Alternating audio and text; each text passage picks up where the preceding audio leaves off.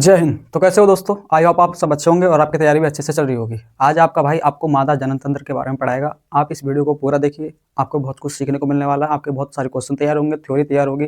चाहे आप 10th में हैं या 12th में हैं, आप इस वीडियो को पूरा देखिए। ठीक है, चलिए वीडियो स्टार्ट करते हैं। वीडियो स्टार्ट करने से पहले एक बात मैं आपको बता दूँ कि ये एक बायोलॉजी का चैप्टर है। इसमें कुछ शब्द ऐसे आ जाते हैं जो हमारे समाज में नहीं बोले जाते हैं। अगर कोई शब्द ऐसा अगर मेरे मुँह से निकल जाए तो उसके लिए मुझे माफ़ कर देना। ठीक है, चलिए स्टार्ट करते हैं। सबसे पहले देखते हैं, ये एक मादा जननांग का चित्र है जो अंदर से होता है। मादा के अंदर जो अंग होता है, जो जननतंत्र वाला अंग होता है, वो इस तरीके से होता है। इसमें ये देखिए, इधर से ये आपको दो चीज़ दिखाई दे रही होंगी, इन्हें बोलते हैं अंडाशय। अंडाशय में क्या होता है कि इसमें अंडे बनते हैं। ठीक है, अब पहले इनसे पढ़ना शुरू करते हैं। ये जो दो चीज़ आपको दिखाई दे रही है, ये होते हैं अंडाशय। देखिए, इसे इंग्लिश में बोलते हैं ओवरी। इंग्लिश में इसे बोलते हैं ओवरी। ये होता कहाँ है समझिए, ये वाला जो पूरा सिस्टम है जो आपको ये दिखाई दे रहा है, ये दोनों चीज़ें, एक चीज़ होती है हमारी श्रेणी मेखला, श्रेणी गुहा या श्रेणी मेखला। इस नीचे कोले साइड में यहाँ पे छूने से दो हड्डियाँ दिखाई देती है ऊपर को उछड़ी हुई। ठीक है, हड्डी टाइप के दिखाई देते हैं। तो यहीं पे ये स्थित होती है। क्या? ये वाली चीज़ जो अंडाशय होती है, जो ओवरी होती है, वो यहीं पर स्थित होती है। तो देखिए, इसकी स्थिति है श्रेणी गुहा में, मतलब ये जो हड्डी होती है इनके पास में स्थित होती है, जिससे पोख बोलते हैं। इसको ही बोलते हैं पोख। गर्भाशय के दोनों ओर, गर्भाशय जो बीच वाली चीज होती है, ये होती है गर्भाशय। अब संरचना देखिए, ये होती कैसी है। तो ये दोनों चीजें जो होती हैं, ये बादाम के आकार की होती हैं। जो ओवरी यानी अंडाशय होता है, जिसमें अंडे का निर्माण होता है, वो कैसी होती है? बादाम के आकार की, छोटी सी। कार्य, इनका कार्य होता है अंडे बनाना। तो देखिए, ये बिंदु बिंदु से दिखाई दे रहे हैं, ये अंडे हैं। एक मादा जो होती है, स्त्री जो होती है, उसके अंडाशय में भी अंडे बनते हैं। जिस प्रकार से मुर्गी के अंडे बनते हैं, इसी प्रकार से मादा के भी अंडे बनते हैं। यानी जो लेडीज होती है, उसके अंदर भी पेट में अंडे बनते हैं, मतलब अंडाशय में।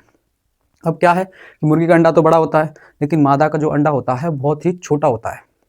बात समझ में आ रही है? अच्छा, एक क्वेश्चन आता है, यदि मुर्गी है, खाली एक ही प्लेटफॉर्म, मतलब कोई फार्म है, मुर्गी फार्म, और उसमें सिर्फ मुर्गियां ही मुर्गियां हैं, तो क्या वो मुर्गी अंडे देंगी? जवाब है हाँ। खाली मुर्गियां ही मुर्गियां हैं तो वो अंडे देंगी, लेकिन वो अंडे में बच्चे नहीं बनने के हैं। लेकिन जब मुर्गियों के साथ मुर्गा भी रहने लगे तो क्या होगा? उनमें बच्चे बनने लगेंगे। ठीक है, अब इसी प्रकार से जैसे मादा है, तो मादा जो अंडे निकलते हैं, इसमें से चाहे पुरुष हो या ना हो उसके पास, लेकिन जो अंडे हैं वो तो निकलेंगे। ठीक है,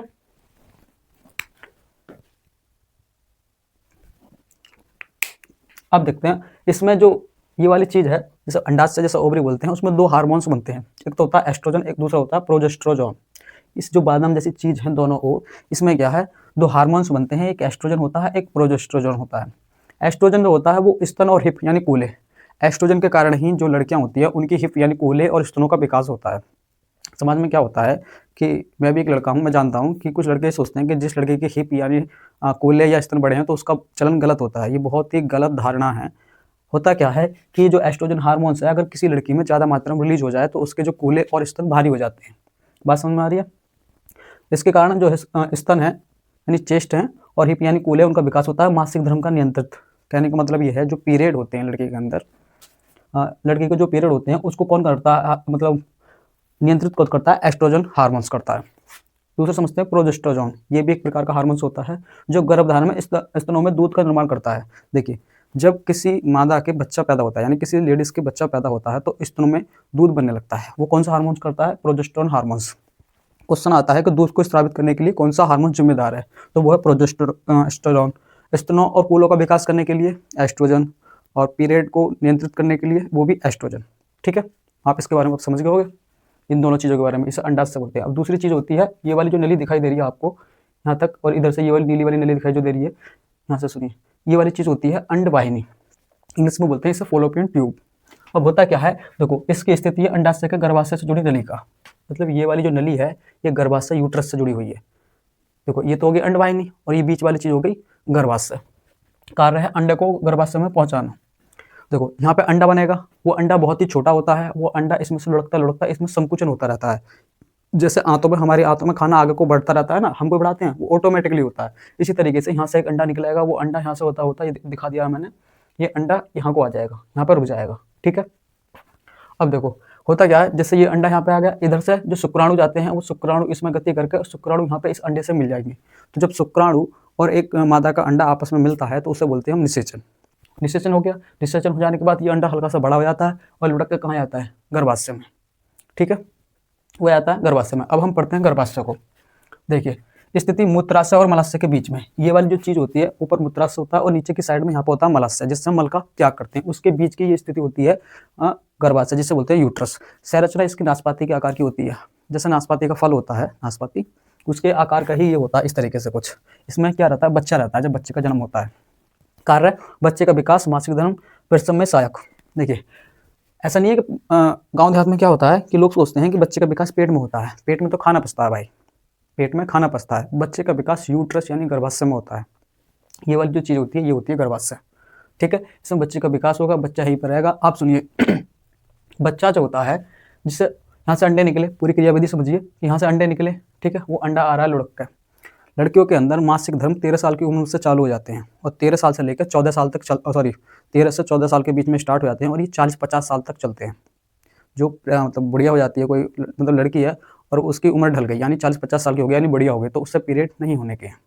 बस समझ में आ रही है। ये इसमें अंडे बने, अंडा यहाँ तक आया, इधर से शुक्राणु जाएंगे, ये वेजाइना के रास्ते होते हुए इस रास्ते हुए और ये इधर जाएंगे शुक्राणु, शुक्राणु जाकर इससे मिलेंगे, मिलने के बाद ये गंडा मतलब अंडा लुढ़कता हुआ इस जगह आएगा, यहाँ पर ठहर जाएगा और वो अंडा इसकी दीवार में घुस जाएगा, इसकी मतलब ये यूट्रस है, इसकी दीवार में घुस जाएगा और वहाँ पे क्या करेगा, धीरे धीरे बड़ा होता रहेगा। अब उसमें से एक चीज निकलेगी जिससे हम बोलते हैं नाल, जो टूड़ी होती है, टूड़ी से एक चीज निकलती है नार प्लेसेंटा, इस जगह से एक टूड़ी जैसी चीज निकलेगी, नली जैसी चीज निकलेगी और वो किससे जुड़ जाएगी, बच्चे से जुड़ जाएगी, कुछ इस प्रकार से। देखिए ऐसे निकलेगी और यहाँ पे जैसे बच्चा है, ये बच्चा है और इसके पेट से ये जुड़ जाएगी ऐसे करके, ठीक है। अब ये प्लेसेंटा क्या होता है, इसे बोलते हैं हम अपारा, अपारा या प्लेसेंटा। बच्चा जब माँ के पेट में रहता है तो उसकी नाभि से या टूणी से एक नली निकली रहती है, जो माँ के कहाँ से जुड़ी रहती है, यूट्रस से यानी गर्भाशय से। इसी से बच्चे के लिए भोजन, खाना, पानी, ऑक्सीजन सब कुछ जाता रहता है। और बच्चा जो होता है इस एक झिल्ली में बंद होता है, जो बालक होता है छोटा सा, वो एक झिल्ली में बंद होता है। उस झिल्ली में एक चीज़ भरी होती है, इसे बोलते हैं इम्यूनिटिक द्रव। ये इम्यूनिटिक द्रव जो होता है ये खारा होता है, जैसे समुद्र का पानी होता है खारा, इसी तरीके से होता है। तो जो किसी महिला का पेट जब प्रेग्नेंट होती है तो उसका पेट बड़ा दिखाई देता है, तो ये नहीं कि उसका इतना बड़ा बच्चा है, नहीं, उसके अंदर पानी भरा हुआ है, जो गर्भाशय है उसमें पानी भरा हुआ है और उस पानी में बच्चा तैर रहा है। बच्चा डूबा हुआ नहीं होता है, तैरता हुआ होता है। बच्चा सांस भी नहीं लेता है उस समय, जिस समय माँ के पेट में होगा ना ही सांस लेगा, ना ही टॉयलेट बाथरूम करेगा, कुछ नहीं करेगा। लेकिन कभी कभी क्या होता है कि बच्चा टॉयलेट बाथरूम कर देता है, इस जगह पे टॉयलेट बाथरूम कर देता है, तो उस समय बच्चे को निकालना बहुत जरूरी हो जाता है, वरना बच्चा बेकार हो सकता है। तो क्या है, ऑपरेशन किया जाता है उस समय, महिला का पेट चीर कर बच्चे को जल्दी से जल्दी बाहर निकाला जाता है।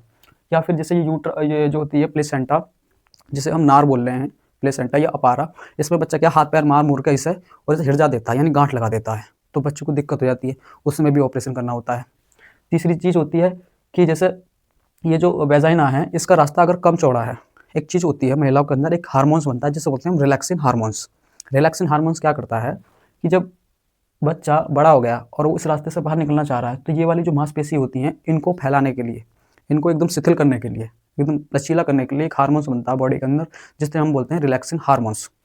ये वाला हार्मोन्स कहाँ गया, ये होता है रिलैक्सिन हार्मोन्स।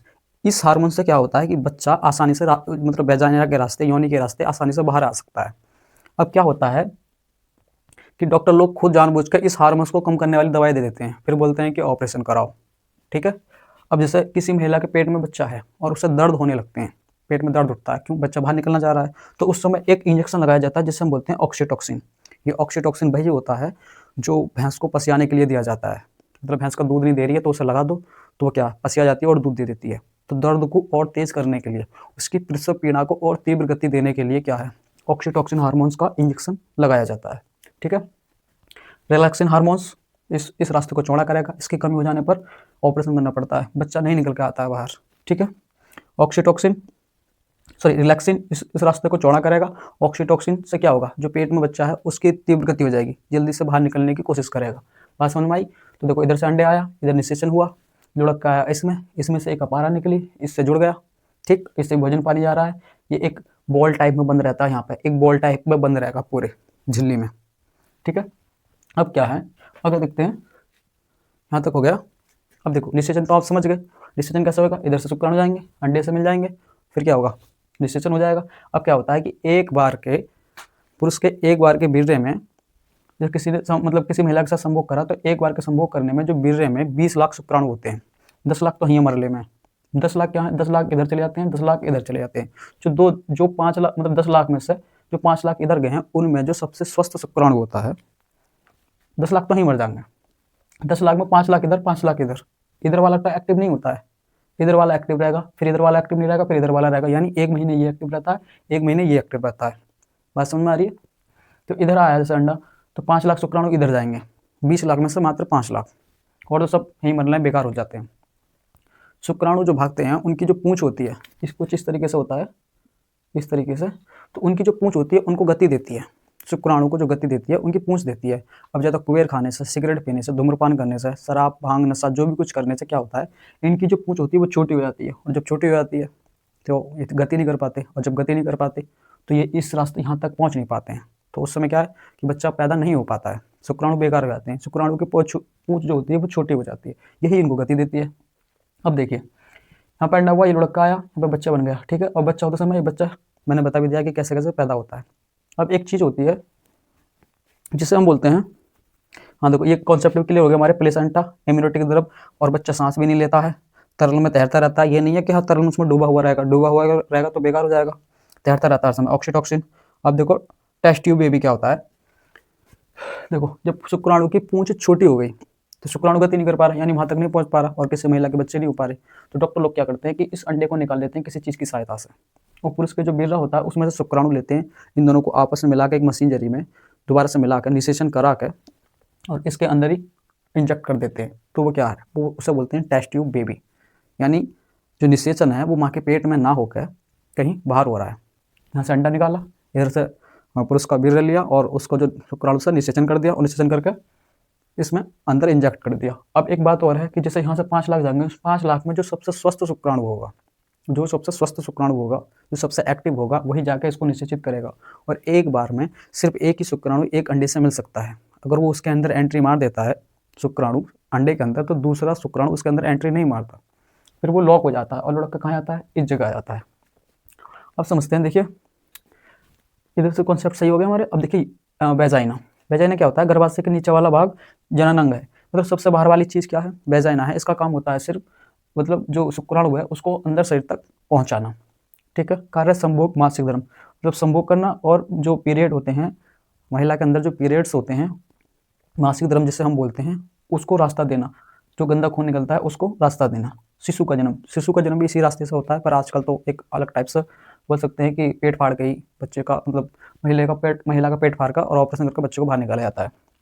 अब देखिए एक चीज़ होता है लैक्टोबैसिलस अम्ल, वेजाइना के पास में एक चिकना द्रव निकला रहता है, वो क्या होता है, लैक्टोबैसिलस एक अम्ल होता है, उसकी वजह से क्या होता है कि ये वाला भाग चिकना रहता है। क्यों? क्योंकि यहाँ पे बहुत सारे बैक्टीरिया रहते हैं, अगर ये लैक्टोबैसिलस अम्ल ना हो तो बैक्टीरिया अंदर घुस जाएंगे और क्या इन्फेक्शन कर देंगे, ठीक है। और वो ही मतलब अंदर घुसने के बाद ऐसे बोलते हैं ना कि पेड़ों में गर्भ में या गर्भाशय में रसौली बन जाती है, गांठ बन जाती है, तो किसकी वजह से बन जाती है, उसी वजह से बन जाती है कि यहाँ से जो बैक्टीरिया हैं वो अंदर पहुँच जाते हैं और वो क्या गांठ बना देते हैं, ठीक। अब एक चीज़ बताऊँ मैं आपको, ये होती है कापट्टी। कापट्टी एक चीज़ होती है, कापट्टी को इस वेजाइना के रास्ते यहाँ पे लगा दिया जाता है। कॉपरटी यानी कॉपर का एक तार होता है जिसे डॉक्टर लोग यूज़ करते हैं, वही जानते हैं कि ये सिस्टम कैसे कैसे किया जाता है, पर थोड़ा थोड़ा पता है कि कापट्टी को यहाँ पे इस प्रकार से लगा दिया जाता है, कुछ इस तरीके से। इस कापट्टी, ये कापर टी, सी मतलब कापर, इस कापर टी को यहाँ पे इस तरीके से लगा दिया जाएगा। अब ये कापर टी जो होती है कापर की बनी होती है, जैसे शुक्राणु जाते हैं इससे चिपक जाते हैं जितने भी शुक्राणु होते हैं, तो उस समय क्या है, जो औरत है या महिला है उसको गर्भधारण नहीं होगा, क्योंकि जो कापर टी होती है कापर की बनी होती है, जिसकी वजह से शुक्राणु मर जाते हैं और इस वाली जगह तक नहीं पहुँच पाते, ठीक है। अब देखते हैं HGC क्या होता है। HGC एक हार्मोन्स होता है। क्या होता है, जब कोई लेडी या महिला प्रेग्नेंट होती है तो उसके जो टॉयलेट होता है उसमें एक हार्मोन्स होता है HGC। इस HGC के कारण एक किट आती है जिसमें हम चेक करते हैं कि ये महिला प्रेग्नेंट है या नहीं है। बात समझ में आ रही है? तो टॉयलेट में कौन सा हार्मोन्स हो जाता है, HGC। जब महिला प्रेग्नेंट होगी तब ये क्वेश्चन आता है कि किस हार्मोन्स द्वारा गर्भ की जांच की जाती है, तो HGC। एक डॉक्टर हुए थे जिनका नाम था पिनकस। अब क्या होता है, कुछ टैबलेट आती हैं जो गर्भ को गिराती हैं। जैसे कोई लेडी प्रेग्नेंट हुई और वो चाहती है कि वो बच्चा नहीं रखे, तो उसको गिराने के लिए ही टैबलेट आती हैं, गोलियां आती हैं। उनका आविष्कार जो करा था एक पिनकस नाम के डॉक्टर थे, इन्होंने बनाई थी। तो जिसमें एक सहेली टैबलेट है और एक अनवांटेड 72 टैबलेट है। ये मतलब जो नीट की पढ़ाई करते हैं उसके बारे में बहुत अच्छे से जानते हैं। अब चीज़ होती है ट्यूबिकोटॉमी। ट्यूबिकोटॉमी क्या होता है, कि इस वाली नस को, ये जो फॉलोपियन ट्यूब है, इसको काट के बांध दिया जाता है। इस चीज़ को बोलते हैं ट्यूबिकोटॉमी। ट्यूबिकोटॉमी, जिससे हम बोलते हैं कि महिला ने अपनी नसबंदी करा ली। वो नसबंदी जो होती है महिला वाली, उसको वैज्ञानिक भाषा में बोलेंगे हम ट्यूबिकोटॉमी। इसे बोलते हैं ना कि ऑपरेशन करा लिया, बच्चे नहीं होने के। तो इस वाली नली को यहाँ से ऐसे काट दिया जाता है और बांध दिया जाता है, तो ये जो अंडे हैं ये बाहर नहीं निकल पाते। ठीक है, और तो सब देख ही लिया हमने। ठीक है, आप इसका एक स्क्रीनशॉट कीजिए।